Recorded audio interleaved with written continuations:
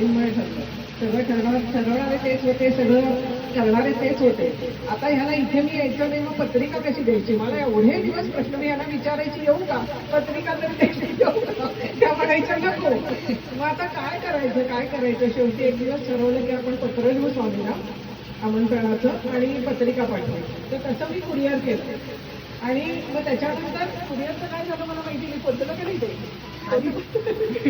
पण त्यांनी निरोप पाठवला की स्वामींनी तुम्हाला बोलवलं. तर मला खरंच वाटतं नाही, तरी मी परत विचारलं, मला याला सांगितलंय. आणि मग तेव्हा पत्रिका ठेवता आली आणि त्याच्यामध्ये सांगते की स्वामी ही जी ओढ आहे ना, आणि इथल्या म्हणजे ह्या घराचं वैशिष्ट्य, आपल्या स्वामींचे मठ आणि स्वामींच्या खूप ठिकाणी आपण जातो मंदिरात, पण इथे जो आपला सहभाग होतो सगळ्या गोष्टींमध्ये, की आरती धरायला मिळते, पादुकाला हात लावता येतो, हे जे आहे ना, हे इथलं युनिक आहे.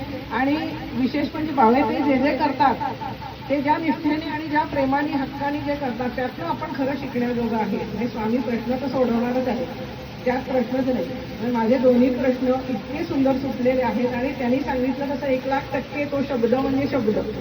25 साली मुलीचं लग्न ठरेल तर 24 पासूनच झालं ते, आणि बरोबर 25 साली ठरलं.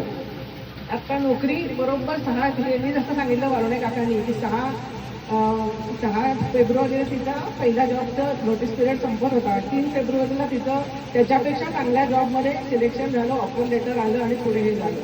याला म्हणतात स्वामी.